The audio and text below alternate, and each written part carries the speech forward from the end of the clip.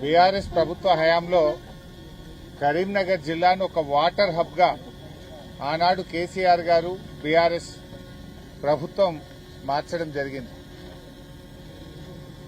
నిన్నగాక మొన్న Lakshmi pump house మోటార్లు ఆన్ చేసి కాళేశ్వరం ప్రాజెక్టు ద్వారా వరద కాలువలోకి నీళ్లు వదిలారు.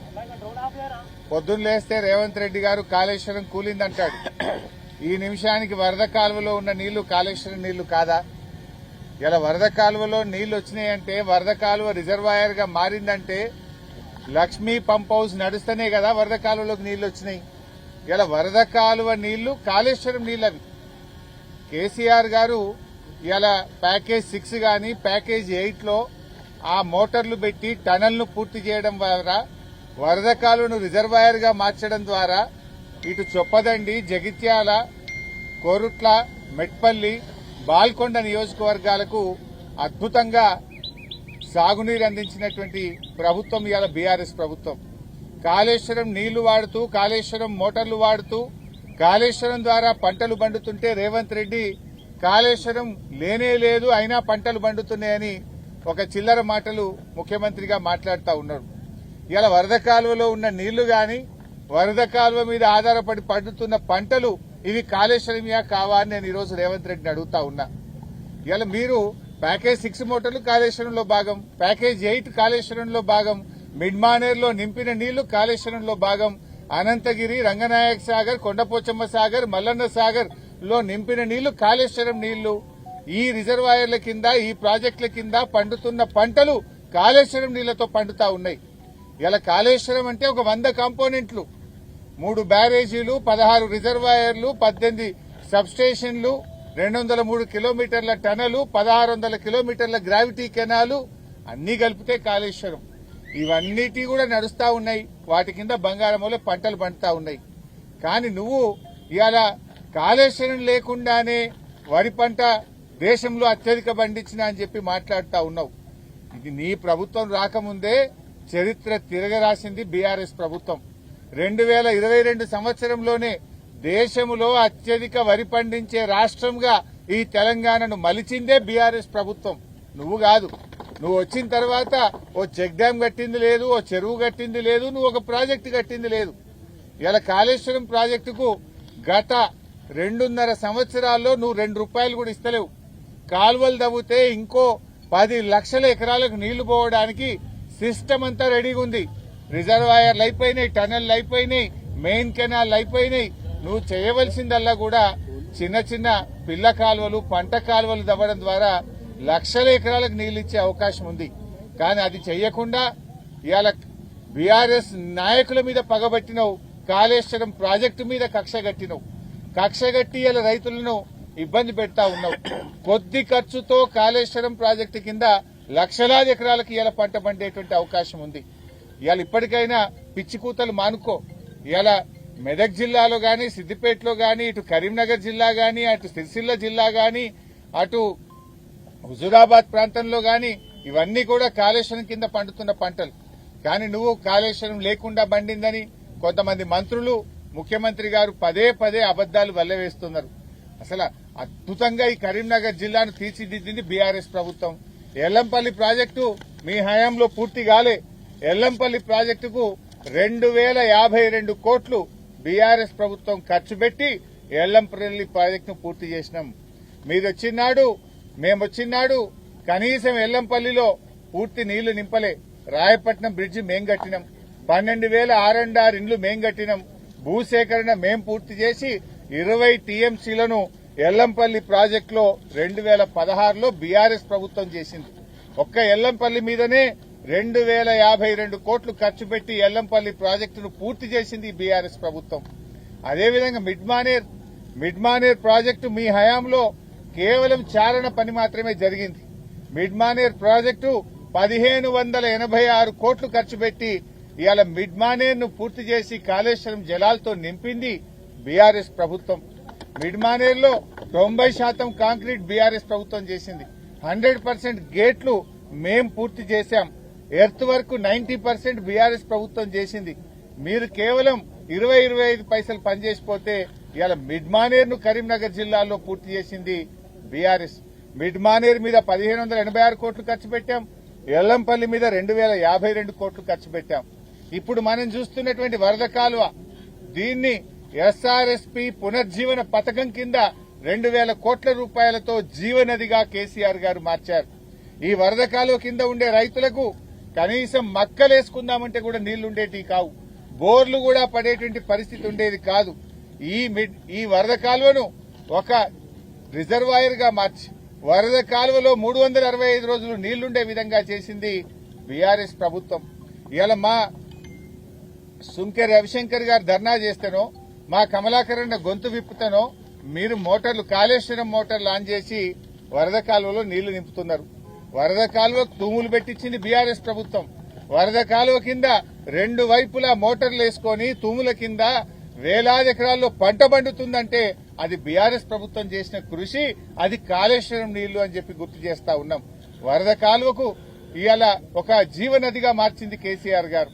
అంటే ఇటు ఎస్ఆర్ఎస్పీ పునర్జీవన పథకం మీద 2000 కోట్లు, ఎల్లంపల్లి ప్రాజెక్టు మీద 2052 కోట్లు, మిడ్మానేర్లో 1586 కోట్లు ఖర్చు పెట్టినాం.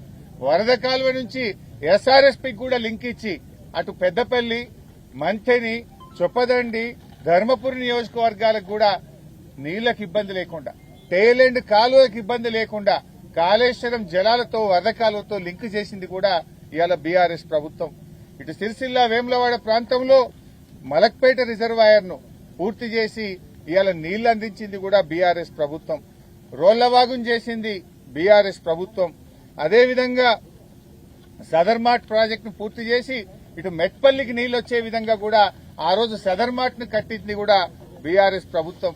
హుస్నాబాద్ లో గౌరవెల్లి ప్రాజెక్టు 96% ప్రాజెక్టును గౌరవెల్లిని బీఆర్ఎస్ఏ పూర్తి చేసింది. 2.5 ఏళ్లైనా గౌరవెల్లి ప్రాజెక్టు ఆ మిగిలిన 4% పనులు కూడా ఈ కాంగ్రెస్ ప్రభుత్వం చేయడం లేదు. కరీంనగర్ జిల్లాలో అటు మరి కరువు ప్రాంతంగా ఎంతో మంది రైతులు ఆత్మహత్యలు చేసుకునే ప్రాంతంగా ఉన్న గౌరవెల్లికి నీళ్లు ఇచ్చింది కూడా గౌరవెల్లి మోటార్లు ఆన్ చేసి గౌరవెల్లి రిజర్వాయర్ ను పూర్తి చేసి రిజర్వాయర్ లో నీళ్లు పోయించినాం. మీరు కాలువలు పూర్తి చేసి నీళ్లు ఇచ్చే తెలివి లేదు. ఇవాళ హుస్నాబాద్ కు నీళ్లు తీసుకుపోయింది బీఆర్ఎస్. మానకొండూరులో మిడ్ మానేర్ కింద తోటపల్లి రిజర్వాయర్ కింద కాళేశ్వరం జలాలను మానకొండూరుకు అందించింది బీఆర్ఎస్ ప్రభుత్వం. ఇటు కరీంనగర్ కు, అటు చొప్పదండికి, ఇటు మెట్పల్లికి, జగిత్యాలకు, సిరిసిల్లకు, వేములవాడకు ప్రతి నియోజకవర్గానికి ఈ జిల్లాలో సాగునీరు అందించిన నాయకుడు కేసీఆర్ గారు, బీఆర్ఎస్ ప్రభుత్వం. మీ 2.5 ఏళ్లలో ఏ ఒక్క ప్రాజెక్ట్ అన్నా ముందుకు పోతుందా? మేము 70-80% పూర్తి చేశాం. ఆ చిన్న చిన్న కాలువలు తవ్వే పనులు కూడా చేయలేకపోతా ఉన్నారు. ఇవాళ గౌరవెల్లి 96% పూర్తయింది. 4% కూడా చేసే తెలివి లేదా? 2.5 ఏళ్లుగా ముఖ్యమంత్రి గారు మాటలు చెప్పుడు తప్ప ఏ ఒక్క ప్రాజెక్టును కూడా పూర్తి చేసిన పాపాన పోలే. ఇంకా బాధ కలిగే అంశం ఏంటంటే కనీసం కాలువలలో మట్టి తీస్తలేరు, తుంగ కూడా సాఫ్ చేస్తలేరు. మెయింటెనెన్స్ లేక పంటలు ఎండిపోతున్నాయి ఈ జిల్లాలో. ఈరోజు కాలువల్లో మెయింటెనెన్స్ లేక రైతులకు టేలెండ్ ఆయకట్టుకు నీళ్లు రాక పంటలు ఎండిపోతున్న పరిస్థితి ఉన్నది. ఎరువులిచ్చే తెలివి లేదు, రైతు బంధు ఎగబెట్టినవు, ఉన్న సిస్టమ్ ను ఉన్న ప్రాజెక్టులలో నీళ్లు బారిచ్చే తెలివి కూడా లేని ఈ ప్రభుత్వం ఈరోజు రేవంత్ రెడ్డి ప్రభుత్వం. అందువల్లనే ఇలా రైతులకు చాలా ఇబ్బందులు కలుగుతా ఉన్నాయి. ఇలా ఈ ప్రాజెక్టు చూస్తే నిండు నీళ్లతో ఉన్నది. ఈ నీళ్లు ప్యాకేజ్ 8 లో కాళేశ్వరం మోటార్లు గత వారం రోజులు నడిస్తేనే కదా, కాళేశ్వరం మోటార్లతోనే కదా ఇందులోకి నీళ్లు వచ్చినాయి. కాళేశ్వరం పోయిందనే చిల్లర మాటలు మాట్లాడుతున్నావు. మేడిగడ్డ పిల్లర్లు రిపేర్ చేసే తెలివి లేక మేడిగడ్డని అడ్డం పెట్టుకుని ఇన్ని రోజులు రాజకీయం చేస్తా ఉన్నావు. ఇవాళ మరి మిడ్మానేర్ ద్వారా వచ్చి నడిచే మోటార్లు కాళేశ్వరం మోటార్లే, ఎల్లంపల్లి నుంచి నడిచే మోటార్లు కాళేశ్వరం మోటార్లే. వీటన్నిటినీ కాదని ఏమైనా గాల్లో తెచ్చినావా, ఆకాశంలో తెచ్చినావా? నీళ్లు ఎల్లంపల్లి నుంచి ఇలా మిడ్మానేర్కో మల్లన్న సాగర్కు పోతున్నాయంటే కాళేశ్వరం ద్వారా, మిడ్మానేర్ నుంచి ఈ రోజు రంగనాయక్ సాగర్ కో కొండపోచమ్మ సాగర్ పోతున్నాయంటే కాళేశ్వరం ద్వారా, 25 టీఎంసీలతో మల్లన్న సాగర్ కలకలలాడుతుందంటే కాళేశ్వరం ప్రాజెక్టు ద్వారా. నువ్వు కాళేశ్వరం నిండా నీళ్లు మల్లన్న సాగర్లు ఉన్నాయి కనుకనే హైదరాబాద్ మూసీకి 20 టీఎంసీలు తీసుకుపోతాను మొన్న 8,000 కోట్లతో టెండర్లు పిలిచినావు. మరి కాళేశ్వరం కూలేపోతే మల్లన్న సాగర్ నుంచి 20 టీఎంసీలు హైదరాబాద్ ఎట్లా తీసుకుపోతావు? మల్లన్న సాగర్ కాళేశ్వరంలో అంతర్భాగం కాదా? మల్లన్న సాగర్ లో ఉన్న నీళ్లు కాళేశ్వరం మోటార్ల ద్వారా వచ్చినాయి కావా? మల్లన్న సాగర్ లో నీళ్లు ఉన్నది నిజం. కాళేశ్వరం బంగారంగా లక్షలాది ఎకరాల్లో కాళేశ్వరం ఆయకట్టు కింద పంటలు పండుతున్నది నిజం. కాళేశ్వరం ప్రాజెక్టు కింద 1 కోటి మంది ప్రజలకు మంచినీళ్లు తాగుతున్నది నిజం.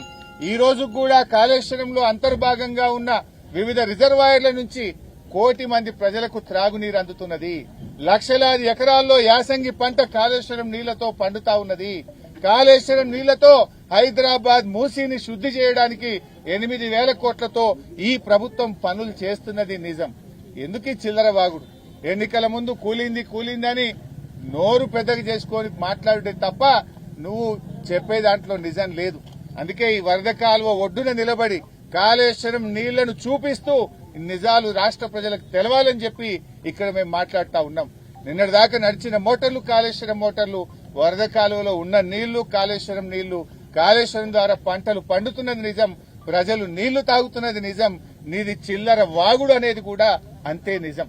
ఇప్పటికైనా చిల్లర వాగుడు చిల్లర మాటలు బంద్ చేయి. ఆ మేడిగడ్డ పిల్లర్లు మరమ్మతు చేయి. కాళేశ్వరంలో టేలెండ్ ఆయకట్టుకు నీళ్లు పోవడానికి ల్యాండ్ ఎక్విజేషన్ కు నిధులు విడుదల చేసి మరో 12 లక్షల ఎకరాలకు నీళ్లు ఇచ్చే అవకాశం ఉంది. దాన్ని ముందుకు తీసుకుపో. ఇలా కాళేశ్వరం ద్వారా కొత్త ఆయకట్టు స్థిరీకరణ కలిపి 20 లక్షల ఎకరాలకు బీఆర్ఎస్ ప్రభుత్వం నీళ్లు ఇచ్చింది.